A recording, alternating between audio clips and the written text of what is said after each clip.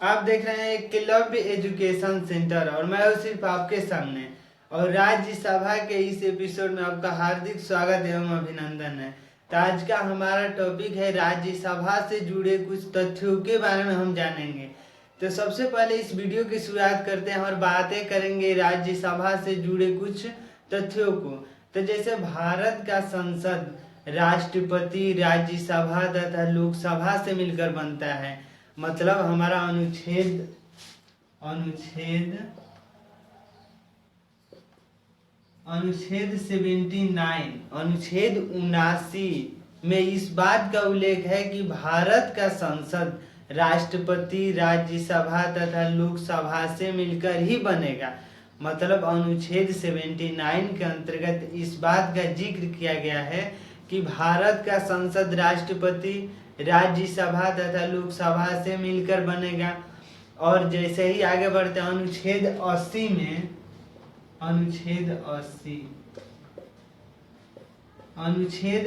में राज्यसभा की संरचना से जुड़े तथ्यों को जिक्र किया गया। मतलब अनुच्छेद 80 में राज्यसभा की संरचना का वर्णन किया गया है।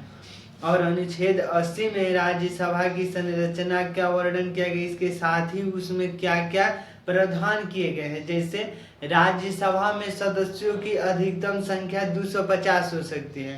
मतलब राज्यसभा में सदस्यों की संख्या 250 हो सकती है। जैसे वर्तमान में राज्यसभा में सदस्यों की संख्या 245 है। वर्तमान में राज्यसभा के सदस्यों की संख्या 245 है, जिसमें से 233 सदस्य राज्यों के इकाई से आते हैं। मतलब 233 सदस्य राज्यों के इकाइयों से चुनकर आते हैं।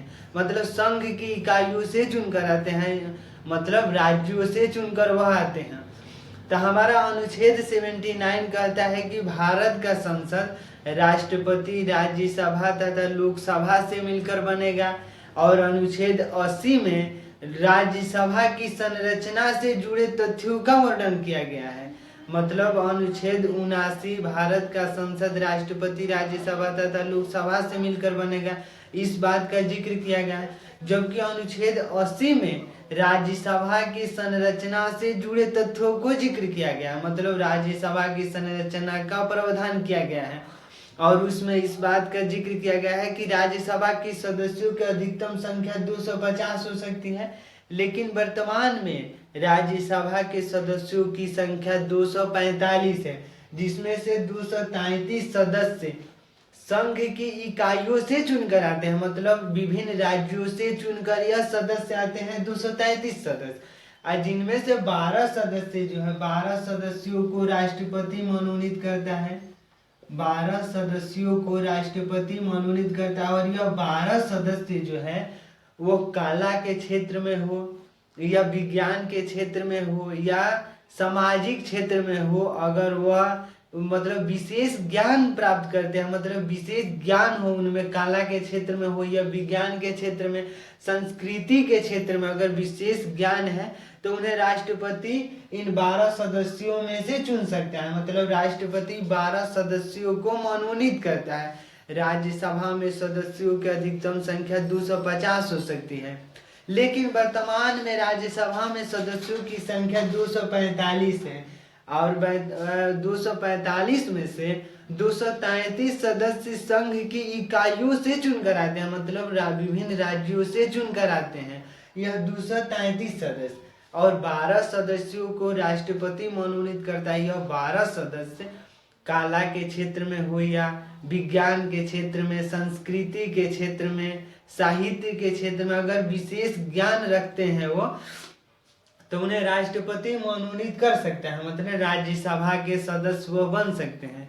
और इसके बाद आगे है अनुच्छेद 83 में इस बात का जिक्र किया गया है। अनुच्छेद 83 राज्यसभा एक स्थायी सदन है। मतलब राज्यसभा को कभी भंग नहीं किया जा सकता। मतलब अनुच्छेद 83 में अंतर्गत इस बात का जिक्र किया गया है कि राज्यसभा एक स्थायी सदन है जिसको कभी भंग नहीं किया जा सकता है। और इसके अंतर्गत यह भी बातें की गई है कि प्रत्येक 2 वर्ष बाद मतलब प्रत्येक 2 वर्ष बाद 1/3 सदस्य सेवानिवृत्त हो जाएंगे।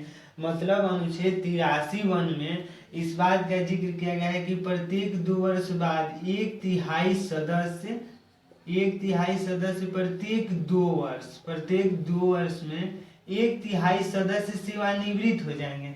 मतलब अनुच्छेद 83(1) के अंतर्गत इस बात का जिक्र किया गया, इस बात का उल्लेख किया गया है कि राज्यसभा के जो 1/3 सदस्य है वो प्रत्येक 2 वर्ष में सेवानिवृत्त हो जाएंगे, मतलब वह रिटायर हो जाएंगे, मतलब राज्यसभा की सदस्यता अपनी छोड़ देंगे। और हमने आज पढ़ा कि 79 में भारत का संसद राष्ट्रपति, राज्यसभा तथा लोकसभा से मिलकर बनेगा। और अनुच्छेद 80 में राज्यसभा के संरचना से जुड़े कुछ तथ्यों के बारे में लिखा गया है। अनुच्छेद 83(1) में, मतलब अनुच्छेद 83(1) में इस बात का उल्लेख है कि 1/3 सदस्य प्रत्येक 2 वर्ष बाद सेवानिवृत्त हो जाएंगे। और मतलब प्रत्येक 2 वर्ष बाद, और इसके बाद हम बातें करेंगे सभापति और उपसभापति।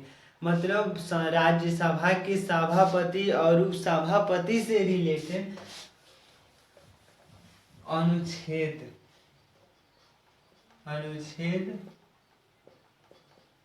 89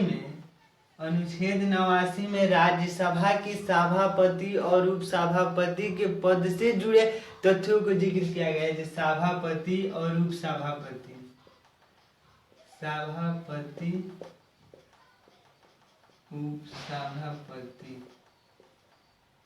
मतलब अनुच्छेद 89 में सभापति और राज्यसभा के सभापति और उपसभापति के पद से जुड़े तथ्यों को जिक्र किया गया है। जैसे राज्यसभा का सभापति जो है वो उपराष्ट्रपति होगा, राज्यसभा का सभापति उपराष्ट्रपति होगा, राज्यसभा का सभापति उपराष्ट्रपति होगा, जबकि उपसभापति राज्यसभा का सदस्य होगा, राज्यसभा का सदस्य। हमने पढ़ा है अनुच्छेद 89 में राज्यसभा के सभापति और उपसभापति के पद से जुड़े तथ्यों का जिक्र किया, मतलब उल्लेख किया गया। अनुच्छेद 89 में 89 में राज्यसभा के सभापति और उपसभापति से जुड़े तथ्यों को मतलब उल्लेख किया गया है कि उसके पद क्या, मतलब पद की योग्यता और तमाम तथ्यों का जिक्र किया गया। जैसे राज्यसभा का सदस्य बनने के लिए न्यूनतम उम्र 30 वर्ष होना चाहिए। राज्यसभा का सदस्य बनने के लिए सदस्य की न्यूनतम उम्र 30 वर्ष होना चाहिए। मतलब अगर कोई व्यक्ति राज्यसभा का सदस्य बनना चाहता है तो उसके कम से कम उम्र 30 वर्ष होना चाहिए। और हमने पढ़ा मतलब अनुच्छेद 89 में सभापति और उपसभापति का पद के जिक्र किया गया, मतलब उसके पद से जुड़े उल्लेख किए गए हैं। जैसे सभापति, मतलब राज्यसभा का सभापति उपराष्ट्रपति होता है, और उपसभापति राज्यसभा का सदस्य होता है, मतलब उपसभापति राज्यसभा के सदस्यों में से ही चुन लिए जाते हैं। जबकि उपराष्ट्रपति का कार्यकाल 5 वर्ष होता है, उपराष्ट्रपति का कार्यकाल 5 वर्ष होता है, जबकि उपसभापति का कार्यकाल 6 वर्ष का होता है, कार्यकाल 6 वर्ष। मतलब सबसे महत्वपूर्ण यह समझने वाली बात है कि राज्यसभा के सदस्यों का कार्यकाल, राज्यसभा के सदस्य का कार्यकाल 6 वर्ष का होता है, राज्यसभा के सदस्य का कार्यकाल 6 वर्ष का होता है, सदस्य का कार्यकाल 6 वर्ष का होता है। और यह जो उपसभापति है, जो उपराष्ट्रपति सभापति बनता है, यह राज्यसभा का सदस्य नहीं होता। सबसे महत्वपूर्ण अनुच्छेद 89 में, अनुच्छेद 89 में यह इस बात को समझना जरूरी है कि सभापति और उपसभापति में इतना बड़ा अंतर है। जैसे सभापति जो है वो उपराष्ट्रपति होता है, मतलब राज्यसभा का सभापति उपराष्ट्रपति होगा, लेकिन उपराष्ट्रपति राज्यसभा का सदस्य नहीं होता है। मतलब राज्यसभा का सभापति राज्यसभा का सदस्य नहीं होता है, लेकिन उपसभापति राज्यसभा का सदस्य होता है। तो राज्यसभा के सदस्यों का कार्यकाल 6 वर्ष का होता है, तो इसलिए उपसभापति का कार्यकाल भी 6 वर्ष का है और सभापति का कार्यकाल 5 वर्ष है। तो हमारे प्रतियोगी परीक्षाओं में जैसे ही हम बैठते हैं तो हमें सभापति और उपसभापति के कार्यकाल से तमाम प्रश्न पूछे जाते हैं। जैसे अगर सभापति का कार्यकाल अगर राज्यसभा से ये भी जुड़े हैं, उपराष्ट्रपति और ये भी राज्यसभा से जुड़े हैं, लेकिन राज्यसभा के सदस्यों का कार्यकाल 6 वर्ष का होता है। लेकिन यह तो उपराष्ट्रपति राज्यसभा का सदस्य नहीं है, राष्ट्रपति उपराष्ट्रपति राज्यसभा का केवल सभापति है, मतलब सदस्यता इन्हें नहीं है। तो जैसे ही हमने उपराष्ट्रपति का कार्यकाल की जो बातें कर रहे हैं, सभापति का कार्यकाल या उपराष्ट्रपति का कार्यकाल 5 वर्ष का होता है। और जैसे ही हमने उपसभापति या उपसभापति राज्यसभा के सदस्यों में से ही चुने जाते हैं और उपसभापति का कार्यकाल 6 वर्ष का होता है। तो जैसे हमने उपसभा मतलब राज्यसभा का सदस्य बनने के लिए न्यूनतम उम्र 30 वर्ष होना चाहिए और राज्यसभा के सदस्यों का कार्यकाल 6 वर्ष होता है। तो जैसे ही हमने सभापति का बात कर रहे हैं तो सभापति उपराष्ट्रपति होता है, तो उपराष्ट्रपति का कार्यकाल 5 वर्ष का होता है, जबकि उपसभापति का कार्यकाल 6 वर्ष का होता है। तो यही अंतर है सभापति और उपसभापति, मतलब राज्यसभा के सभापति और उपसभापति में उसके कार्यकाल में अंतर है। जैसे सभापति का कार्यकाल 5 वर्ष का, जबकि उपसभापति का कार्यकाल 6 वर्ष का होता है, क्योंकि सभापति राज्यसभा का सदस्य नहीं होता है। यह तो राज्यसभा का सदस्य नहीं, इसलिए इसका कार्यकाल 5 वर्ष, जबकि उपसभापति राज्यसभा का सदस्य है, इसलिए इसका कार्यकाल 6 वर्ष और राज्यसभा के सभी सदस्यों का कार्यकाल 6 वर्ष का होता है। और राज्यसभा का सदस्य बनने के लिए न्यूनतम उम्र 30 वर्ष होना चाहिए। और इसके बाद हम बातें करेंगे कि किन राज्यों से कितने सदस्य चुनकर जाते हैं। जैसे हमने बातें की उत्तर प्रदेश, अगर यूपी से बातें करें तो राज्यसभा में 31 सदस्य उत्तर प्रदेश से चुनकर जाते हैं। मतलब उत्तर प्रदेश से 31 सदस्य राज्यसभा की सदस्यता के रूप में अपना पद ग्रहण करते हैं। मतलब उत्तर प्रदेश से राज्यसभा के सदस्य के रूप में 31 सदस्य चुने जाते हैं। हमने बातें की 233 सदस्य संघ की इकाइयों से चुनकर जाते हैं और 12 सदस्य राष्ट्रपति मनोनीत करता है। जो 12 सदस्य होते हैं वो विज्ञान के क्षेत्र में, कला के क्षेत्र में, साहित्य के क्षेत्र में या संस्कृति के क्षेत्र में विशेष ज्ञान अगर उनमें हो तो वह राज्यसभा का सदस्य बन सकता है, उन्हें राष्ट्रपति मनोनीत कर सकता है। तो हमने 233 सदस्य की जब हम बातें कर रहे हैं तो हमारे उत्तर प्रदेश से 31 सदस्य चुनकर जाते हैं। मतलब उत्तर प्रदेश से राज्यसभा में 31 सदस्यों को चुना जाता है। जैसे हमने बातें की महाराष्ट्र की,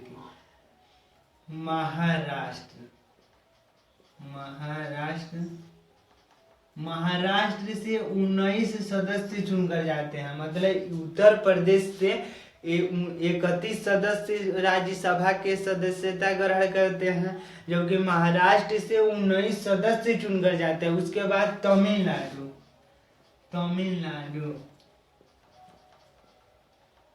तमिलनाडु से 18 सदस्य चुनकर जाते हैं। मतलब तमिलनाडु से उत्तर प्रदेश से 31 सदस्य राज्यसभा के सदस्य के रूप में चुने जाते हैं। महाराष्ट्र से 19, तमिलनाडु से 18, बिहार से 16 सदस्य चुनकर जाते हैं। उसके बाद बंगाल से 16 सदस्य चुनकर जाते हैं। मतलब हमने बातें की कि उत्तर प्रदेश से 31 सदस्य चुनकर जाते हैं राज्यसभा के सदस्यता के रूप में। मतलब उत्तर प्रदेश से 31 सदस्य राज्यसभा का सदस्य बनते हैं और महाराष्ट्र से 19 सदस्य राज्यसभा का सदस्य बनते हैं। तमिलनाडु से 18, बिहार से 16 और बंगाल से 16। हम यूटी की जैसे ही बातें करते हैं तो जम्मू कश्मीर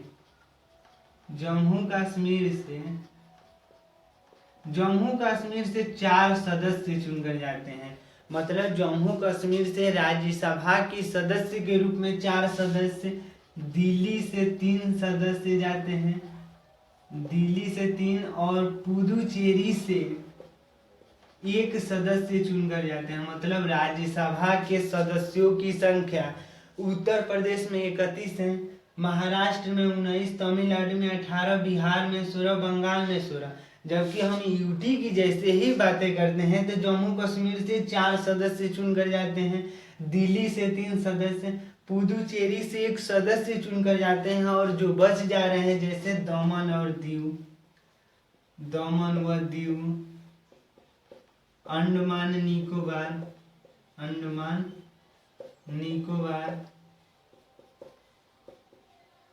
लक्षद्वीप,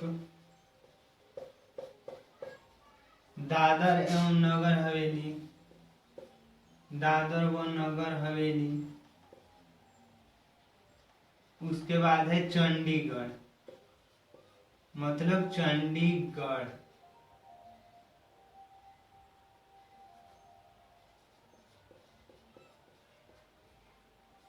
मतलब जम्मू कश्मीर से 4 सदस्य चुनकर जाते हैं राज्यसभा के सदस्य के रूप में। जम्मू कश्मीर से 4 सदस्य चुनकर जाते हैं, और उसके बाद दिल्ली से 3 सदस्य, पुदुचेरी से 1 सदस्य, दामन व दीव से, और दमन व दीव, अंडमान निकोबार, चंडीगढ़, दादर नगर हवेली और लक्षद्वीप से। मतलब इन सभी को छोड़कर इनसे केवल जम्मू कश्मीर, दिल्ली और पुदुचेरी से ही राज्यसभा के सदस्य के रूप में पद ग्रहण करते हैं। मतलब राज्यसभा के सदस्य जो है वो जम्मू कश्मीर से 4 सदस्य, दिल्ली से 3 और पुदुचेरी से 1। जो बच जा रहे हैं जैसे अंडमान निकोबार, दादर और नगर हवेली, दमन और दीव और चंडीगढ़ और लक्षद्वीप से मतलब राज्यसभा के सदस्य के रूप में नहीं चुने जाते हैं। उसके बाद हम बातें करेंगे कि अनुच्छेद 90 में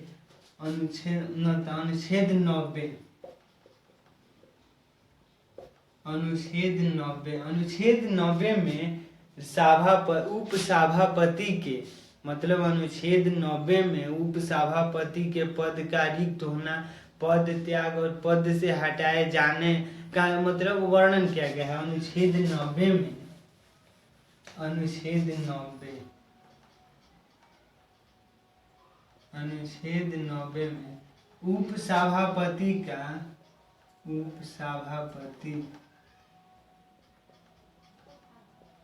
उपसभापति का पद रिक्त होना, पद त्याग और पद से हटाया जाना।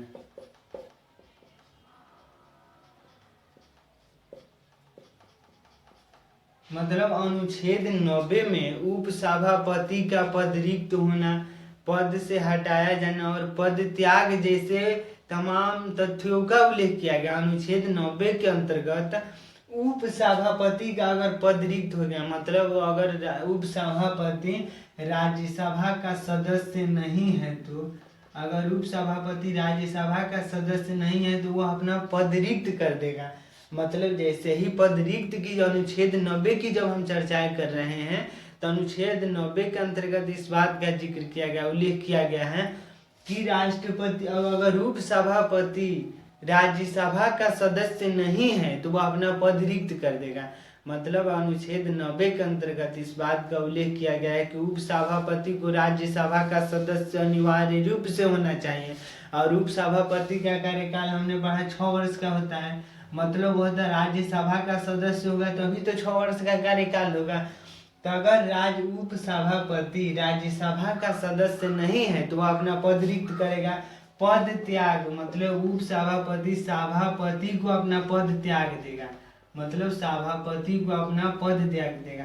अगर उपसभापति को अगर पद त्याग करना हो, मतलब पद से अपना इस्तीफा देना हो, तो सभापति को अपना पद त्याग पत्र देगा।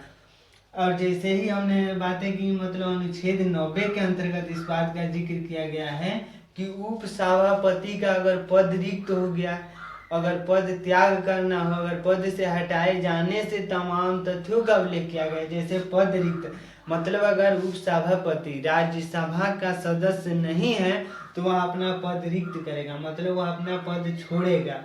पद त्याग, उपसभापति सभापति को मतलब उपराष्ट्रपति को अपना त्याग पत्र देगा, और ये सभापति जो है उपराष्ट्रपति होता है, उपराष्ट्रपति। इसका कार्यकाल 5 वर्ष का होता है। मतलब अगर उपसभापति को अपना पद त्यागना होगा, मतलब अगर पद त्यागना चाहता है तो वो सभापति को अपना त्याग पत्र देगा, और यह सभापति उपराष्ट्रपति होगा। उपराष्ट्रपति का कार्यकाल 5 वर्ष का होता है, जबकि उपसभापति का कार्यकाल 6 वर्ष का होता है। यह सबसे महत्वपूर्ण बात यही है। उसके बाद से है कि पद से हटाया जाना, मतलब अगर राज्यसभा में उपस्थित सदस्य, राज्यसभा में जिस दिन मतलब उपस्थित सदस्य 2/3 राज्यसभा में उपस्थित सदस्य अगर 2/3 बहुमत से, अगर उन्हें बहुमत से मतलब संकल्प से अगर हटाना चाहते हैं सभापति को तो इसको हटा सकते हैं, लेकिन 14 दिन पहले राज्य उपसभापति को सूचना देना अनिवार्य है। मतलब अगर राज्यसभा में उपस्थित सदस्य उपसभापति को अगर हटाना चाहते हैं तो 14 दिन पहले उपसभापति को सूचित करेंगे, और उसके बाद 2/3 बहुमत, मतलब राज्यसभा में उपस्थित सदस्यों में से 2/3 बहुमत मिलता है, और 14 दिन पहले उपसभापति को जानकारी देना अनिवार्य है। उसके बाद है कि पद से हटाया जाना। अगर सभापति और उपसभापति को पद से हटाए जाने का संकल्प विचाराधीन हो, मतलब सभापति और उपसभापति को पद से हटाने का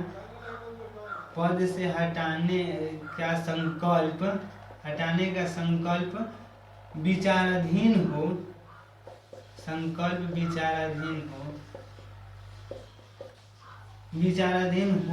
हो तो पीठासीन के रूप में नहीं रहेगा। मतलब अगर पद से हटाए जाने का संकल्प, मतलब सभापति और उपसभापति को पद से हटाने का संकल्प विचाराधीन हो, मतलब राज्यसभा में इस बात का जिक्र हो रहा है कि सभापति और उपसभापति को हटाए जाने का 14 दिन पहले इन्हें सूचना मिलेगा। उपसभापति को 14 दिन पहले सूचना मिल जाएगा कि उन्हें पद से हटाया जा रहा है। जैसे 2/3 बहुमत अगर मिल जाता है राज्यसभा के उपस्थित सदस्यों में से तो उपसभापति को अपना पद छोड़ना पड़ेगा। और जैसे ही अगर पद से हटाने का संकल्प विचाराधीन हो, मतलब राज्यसभा में सभापति और उपसभापति को पद से हटाने का संकल्प विचाराधीन हो, तो वह पीठासीन के रूप में नहीं रहेंगे, मतलब पीठासीन वह नहीं रहेंगे। अनुच्छेद 92 के अंतर्गत इस बात का जिक्र किया गया है। अनुच्छेद 92 में इस बात का जिक्र किया गया है कि अगर सभापति और उपसभापति को पद से हटाने का संकल्प विचाराधीन हो, मतलब उसके पद से हटाने की प्रक्रियाएं चल रही है, तो वह पीठासीन के पद पर नहीं रहेगा। हमने अनुच्छेद 90 के अंतर्गत में यह जाना कि उपसभापति का अगर पद रिक्त है, मतलब पद रिक्त कब करेगा, अगर उपसभापति राज्यसभा का सदस्य नहीं है तो उपसभापति को अपना पद रिक्त करना होगा। और जैसे पद त्याग, उपसभापति पद त्याग सभापति को देगा, जबकि सभापति उपराष्ट्रपति होता है और उपराष्ट्रपति का कार्यकाल 5 वर्ष का होता है, जबकि उपसभापति का कार्यकाल 6 वर्ष का होता है, क्योंकि यह राज्यसभा का सदस्य है। उसके बाद हमने पढ़ा कि पद से हटाए जाने की प्रक्रिया। अगर पद से हटाए जाने के मतलब अगर 2/3 राज्यसभा में उपस्थित सदस्यों में से 2/3 बहुमत मिलता है और राज्यसभा और 2/3 बहुमत मिलता है और 14 दिन पहले उपसभापति को सूचित कर दिया जाता है। अगर 2/3 बहुमत मिल गया तो उपसभापति को अपना पद रिक्त करना होगा। उसके बाद हमने पद से हटाने के संकल्प अगर विचाराधीन हो तो उपसभापति पीठासीन के पद पर नहीं रहेगा। अनुच्छेद 92 के अंतर्गत इस बात का उल्लेख है कि अगर सभापति और उपसभापति को पद से हटाने का संकल्प विचाराधीन हो तो मतलब वह पीठासीन के पद पर नहीं रहेगा। इसके बाद है कि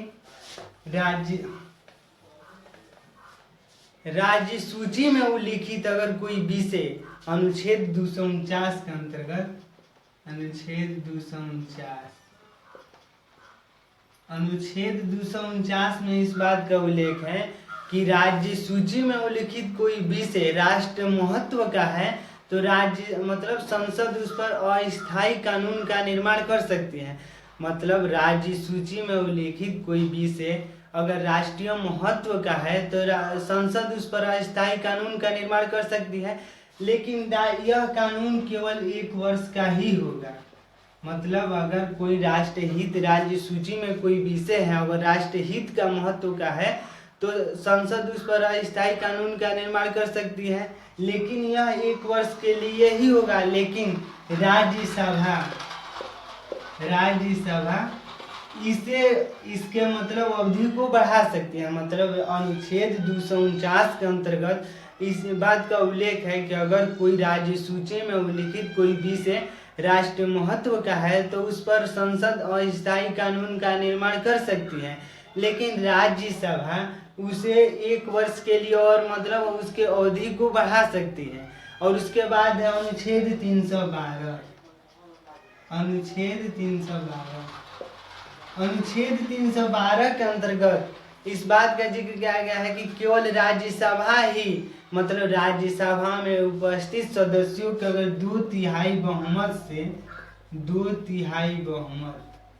मतलब राज्यसभा में उपस्थित सदस्यों में से अगर 2/3 बहुमत से अगर यह महसूस करता है कि अखिल भारतीय सेवाओं का सृजन करना चाहिए तो अनुच्छेद 312 के अंतर्गत इस बात का उल्लेख है कि केवल राज्यसभा ही अखिल भारतीय सेवाओं का सृजन कर सकती है। मतलब राज्यसभा में उपस्थित सदस्यों का अगर 2/3 बहुमत मिलता है तो अनुच्छेद 312 के अंतर्गत अखिल भारतीय सेवाओं का निर्माण कर सकते हैं।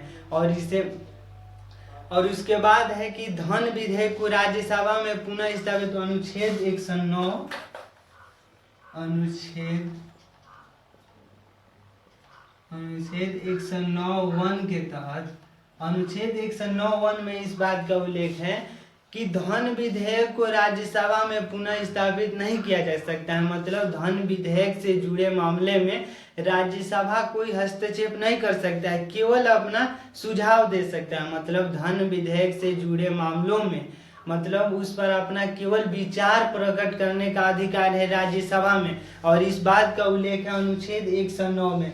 मतलब धन विधेयक में राज्यसभा का महत्व ज़्यादा नहीं है। मतलब कोई विधेयक धन विधेयक है तो राज्यसभा उसमें अपना केवल सुझाव देगा और उसमें किसी प्रकार का संशोधन नहीं कर सकता है। इसके बाद हम बातें करेंगे कि राज्यसभा का गठन। राज्यसभा का गठन 3 अप्रैल 1952 को हुआ था। मतलब राज्यसभा का पहली बार गठन 3 अप्रैल 1952 को हुआ था और इसकी पहली बैठक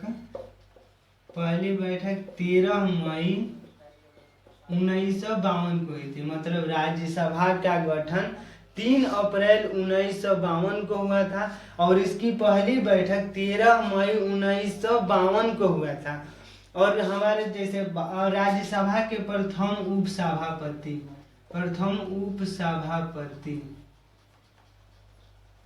राज्यसभा के प्रथम उपसभापति S.B. कृष्णमूर्ति थे। राज्यसभा के प्रथम उपसभापति S.B. कृष्णमूर्ति थे। और मतलब राज्यसभा के सदस्य प्रधानमंत्री के रूप में बने हुए थे इंदिरा गांधी। मतलब इंदिरा गांधी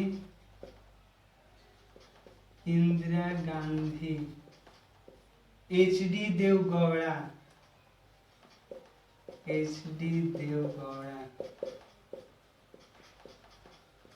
I.K. गुजराल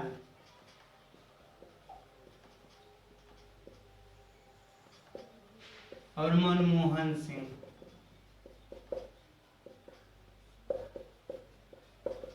मतलब राज्यसभा के सदस्य थे जैसे इंदिरा गांधी H.D. देवगौड़ा I.K. गुजराल और मनमोहन सिंह राज्यसभा के सदस्य थे, लेकिन वह प्रधानमंत्री बने। हमने पढ़ा प्रधानमंत्री बनने के लिए दोनों सदनों में से किसी एक सदन का सदस्य होना चाहिए। जैसे ही दोनों सदनों की जब बातें होती हैं तो इंदिरा गांधी पहली बार जो प्रधानमंत्री बनी तो वह राज्यसभा की सदस्य थी। मतलब प्रधानमंत्री बनने की योग्यता में इस बात का भी उल्लेख है कि कोई भी सदस्य मतलब कोई भी व्यक्ति प्रधानमंत्री तभी बन सकता है जब दोनों सदनों में से किसी एक सदन का सदस्य हो। तो जैसे ही इंदिरा गांधी की जब बातें करते हैं तो इंदिरा गांधी जब पहली बार प्रधानमंत्री बनी तो वो राज्यसभा की सदस्य थी। एच.डी. देवगौड़ा और आई.के. गुजराल और मनमोहन सिंह राज्यसभा के सदस्य थे और उन्होंने प्रधानमंत्री बने। तो इस एपिसोड में बस इतना ही, हमें दीजिए इजाजत। धन्यवाद, थैंक यू।